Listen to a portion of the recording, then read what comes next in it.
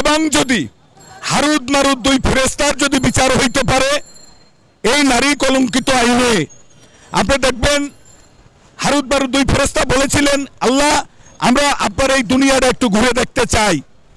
তারা দুনিয়ায় আসলেন, আল্লাহ তাআলা কিন্তু তাদেরকে পরীক্ষা করলেন। পরীক্ষা করার পর পরীক্ষা যখন তারা আনফিট হইলেন, ফেল করলেন, তখন কিন্তু আল্লাহ কিন্তু তাদেরকে দেখছেন পানিশমেন্ট দিলেন, সেই বাবুল পাহাড়ে গাছের উপরে লটকানো থাকবে। এটা কিন্তু আমার কথা না, হাদিস। তাই আমি মনে করি আপনি নারী নির্যাতন করবেন, আপনি অগ্নিসংযোগ করবেন, অসহায় মানুষকে অত্যাচার করবেন, খুন রাহাজানি ধর্ষণ করবেন, নিশ্চয়ই কোরআনের আইনে আপনার বিচার হবে। এটাই বাস্তবতা, 2 দিন আগে অথবা 2 দিন পরে। তবে আমি মনে করি যে আপনারা যদি যুদ্ধ অপরাধীর কথা যদি তোলেন, সে একজন কোরআনের পাখি বলেন অনেকে। আমি অনলাইন খুললে দেখি যে সাইদি সাহেব কোরআনের পাখি। আমি যদি ওইসব মূর্খর কাছে প্রশ্ন করি যে আল্লাহ পবিত্র কোরআনে বলেছেন, আমার কোরআন যার ভিতরে প্রতিষ্ঠিত হয় পৃথিবীর কোনো অপশক্তি নাই তার একটা পশমের ক্ষতি করতে পারে। এটা হলো ফোরকান, যার এক নাম হলো কোরআন। এই কোরআনের বাণী আল্লাহর পবিত্র জবানের বাণী। তাই সাইদি সাহেব যদি কোরআনের পাখি হয়ে থাকে, তাহলে আপনারা আবার অভিযোগ দেন সরকার নাকি তার হত্যা করছে। আমি বলি নাউজুবিল্লাহ, আপনাদের কথার সাথে আপনাদের মতামতের সাথে কোরআনের সাথে কোনো মিল নেই। তাই আমি বলি আল্লাহর প্রতি আপনাদের বিশ্বাস নাই, আল্লাহর প্রতি আপনাদের অনুগত নাই, আল্লাহর প্রতি আপনাদের ঈমান নাই বিধায়, আপনাদের ঈমানের ঘাটতি বিধায় আপনারা বলেন যে সাইদি সাহেবকে নাকি সরকার হত্যা করেছে। নাউজুবিল্লাহ। আমি মনে করি তার মৃত্যুর আয়ুর ওই পর্যন্ত ছিলেন, আল্লাহর রাসূলের 63 বছর আয়ু ছিলেন। উনি 63 বছর যখন পূর্ণ হয়েছেন, আল্লাহ তাআলা ওনাকে তুলে নিয়ে গেছেন রহমাতুল লিল আলামিন, সরওয়ারে কায়নাত, চন্দ্রে সূর্যের নবী, যারা আল্লাহ সৃষ্টি না করলে এই কুল কায়নাত কিছুই আল্লাহ সৃষ্টি করতেন না। উনিও কিন্তু এই দুনিয়া থেকে বিদায় নিয়েছেন, ওনারও কিন্তু মৌয়াতের স্বাদ, মৃত্যু স্বাদ গ্রহণ করতে হয়েছেন। তাই আমি মনে করি যারা ভুল পথে ধাবিত হচ্ছেন দেশকে উচ্ছৃঙ্খলা করার জন্য, বাঙালি জাতিকে অশান্তি দেওয়ার জন্য, আমি আপনাদেরকে বলি আবারও চিন্তা করবেন, পিছনের দিকে তাকান। প্রতিটা মানুষ কিন্তু দুনিয়া থেকে বিদায় নিচ্ছে, যে গেছে সে কিন্তু আর ফেরত আসতে পারে নাই, এরকম কোনো সংবিধান নাই। তাই আমি মনে করি উনি দুনিয়ার থেকে গেছেন, যদি আপনারা তার অনুগত হয়ে থাকেন তার জন্য দোয়া করেন। উনি অন্যায় করেছেন, পৃথিবীর একটা বিচারিত আইন আছে, সংবিধান আছে, উনি দোষী সাব্যস্ত হয়েছেন বিধায় উনি সাজাভুক্ত অবস্থায় মারা গেছেন। তো দুনিয়ায় যে সাজা পায়, পৃথিবীতে সে সাজা পাবে কি পাবে না এটা কোরআন কিন্তু সিদ্ধান্ত দিয়েছেন। এই জন্য কোরআনকে ফলো করেন, কোরআন কাজ করেন। কোরআন হলো আধ্যাত্মিক ইশারা, যদি আপনি গ্রহণ করতে পারেন নিশ্চয়ই আপনি জান্নাতে যেতে পারবেন। আর যদি কোরআনকে অপব্যাখ্যা করেন তাহলে সাইদির মতো আপনার জাহিলি মৃত্যু হবে, এটাই আমি বিশ্বাস করি। কেন কোরআনের পাখি কিভাবে পানি না খাইয়া মারা যায়, এটা আমার মুসলমান হিসেবে আমার বিশ্বাস হয় না। ঝড়ে কাক মরছে, কবিরাজের কেরামতি বাড়ছে, এইসব নাটক আমাদের সাথে চলে না। কেন আমরা কিন্তু মাদ্রাসা লাইনে যতটুকু পারছি পড়াশোনা করেছি, আধ্যাত্মিক জগতে আল্লাহ তাআলা আমাদেরকে চৈতন্য জ্ঞান দান করেছেন। সাহিদি মারা গেছে ওই দিনকার ভূমিকম্প হয়, তাছাড়া কি ভূমিকম্প হয় নাই? এইটা একটু বলেন। আল্লাহর রাসূল দুনিয়া থেকে মারা গেলেন, ভূমিকম্প হইলেন না, আর সাইদি যুদ্ধ অপরাধী মারা গেছে, ভূমিকম্প হয়েছে। এইটা আপনি মিডিয়ায় প্রশ্ন করেন, আমার কাছে হাস্যকর মনে হয়। আমি মনে করি আপনার মাধ্যমে আমি বিশ্ববাসীকে জানাইতে চাই, মানুষ কিন্তু এখন মূর্খ না, মানুষ কিন্তু এখন অশিক্ষিত না, মানুষ কিন্তু আল্লাহকে বিশ্বাস করে, আল্লাহর রাসূলকে বিশ্বাস করে, আল্লাহর সৃষ্টিকে বিশ্বাস করে। তাই আল্লাহর নিয়ামত খাই, তাই সূক্ষ্ম জ্ঞানের কথা বলতে চাই। ভূমিকম্প প্রাকৃতিক দুর্যোগ, এটা যে কোনো সময় যে কোনো জায়গায় আল্লাহর হুকুমে ঘটতে পারে। এখন সাইদি সাহেব মারা গেছে, ভূমিকম্প হয়েছে, তাই আল্লাহ চাইলে তো এই সাইদি সাহেবরা ওখান থেকে আউলিয়া বানাইয়া পাঠাইয়াও যেতে পারতেন। তা ভূমিকম্প এলেন, তার মারা তো ঠেকাইলেন না। তাহলে আমি মনে করি এই মৃত্যুর পক্ষে আল্লাহ রাজি আছেন, সুবহানাল্লাহ। তাই ওনার মৃত্যু মেডিকেলে হয়েছেন।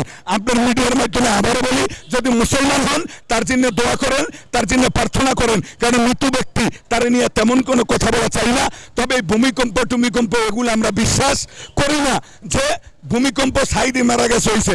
আপনারা কিন্তু কোনো এক সময় বলছিলেন সাইদিরে চাঁদের দেশে দেখা যায়, আপনারা বলছিলেন। এই পর্যন্ত মহাকাশচারী যারা, তারা কি কোনোদিন কোনো সাইদিকে দেখেছে? ফখরুলের বাপে দেখছে, তারেকের বাপে দেখছে, তারেকের 14 গোষ্ঠী কি সাইদের চন্দ্রের দেশে দেখছে? এগুলো আপনাদের নাটক, একটা শয়তানি, একটা মুনাফিকি।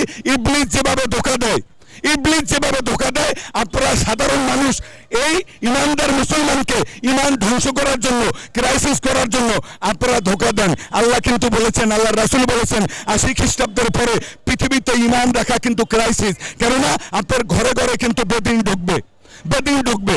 এই কারণে আমি মনে করি যে সরকার যে সিদ্ধান্ত নিয়েছেন শান্তিপূর্ণভাবে তাকে দাফন করার জন্য তার গ্রামের বাড়িতে পৌঁছাই দিছে। লাদেনের মতো লোকের জানাজা হয় নাই, আটলান্টিক মহাসাগরে তার লাশ ফেলাই দিছে। আপনাদের দেশে এত মুসলমান, লাদেনের নামের উপরে একটা লোক তো শহীদ হয় নাই। ও তো লাদেন কি মুসলমান না? বলেন আপনার মিডিয়ার মাধ্যমে। আমি এইসব কুলাঙ্গার যারা সন্তানদেরকে প্রশ্ন করি, কেন সাইদি যদি আল্লাহ লোক হয় আল্লাহ তার হেফাজত করবে, আপনি আন্দোলন করেন কেন? আপনি গাড়ি ভাঙচুর করেন কেন? দেশের সম্পদ নষ্ট করেন কেন? দুনিয়ার থেকে কুল্লে নাফসিল জাকাতুল মউত, এই নফসের মৃত্যু যখন হবে আপনি তারে কোলে নিয়ে যদি তাবিজ বানাইয়া করেন শুকাইয়া সুটকি হয়ে যাবে। তাছাড়া পরিবর্তন আর কিছু আসে না। কারণ মৃত ব্যক্তির কাছে কোনো ক্ষমতা নাই, আল্লাহ তাআলা সাথে সাথে শেষ করে নিয়ে যায়। কেন ওনার এই কলব যখন বন্ধ হয়ে যায়, এই কলম যখন বন্ধ হয়ে যায় তখন তার আর কোনো আলৌকিক ক্ষমতা থাকে না। তাই আপনার কবর চুমা খান, তার গালে চুমা খান, যেখানে মন চাপে চুমা খান, এটা কিছু যায় আসে না। কানার হাতে আপনি স্বর্ণের টুকরো দেবেন, ও কিন্তু স্বর্ণ না হীরা ও বুঝবে না। তাহলে কিছু কানারা চুমা খায়, তাতে কিছু যায় আসে না। আমি যদি আপনারা বলি ঘন ঘন ফতুয়া দেওয়া কি, এটা আল্লাহ রাসূল নিষেধ করে গেছে। আপনি সূরা মায়দার ভিতরে দেখবেন, আমি বলি কোরআন ঘোষণা দিয়েছে কিছু আলেম 5 ওয়াক্ত নামাজ পড়ার পরেও, কোরআন হাফেজ হওয়ার পরেও জাহান্নামে যাবে। এটা আমার কথা না, আল্লাহর কথা, আল্লাহর রাসূলের কথা। তাই যারা চুন্না খায় ওরকম বেদাত কর্মকাণ্ড করে নিশ্চয়ই তারা জাহান্নামে যাবে, এটা কোরআন যদি সত্য হয়। আমি আশরাফুল মাখলুকাতের সর্বশ্রেষ্ঠ জীব ইনসান, এই ইনসানেরই একটা অংশ আমি মানুষ।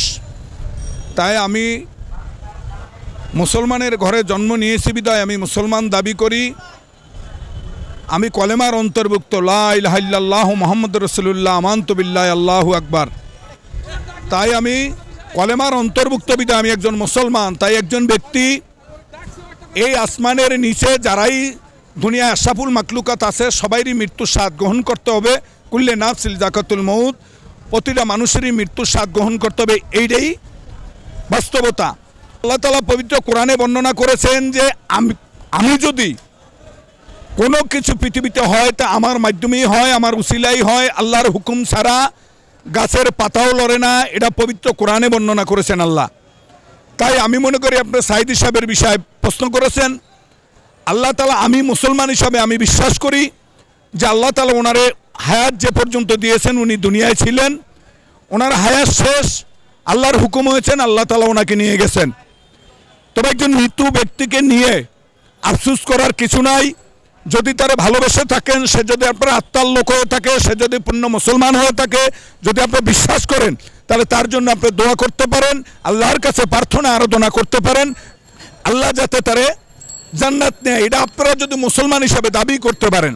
আমার নাম আব্দুর রাজ্জাক, আমি একজন খেটে খাওয়া মানুষ, আমি একজন পূর্ণ মুসলমান দাবি করি।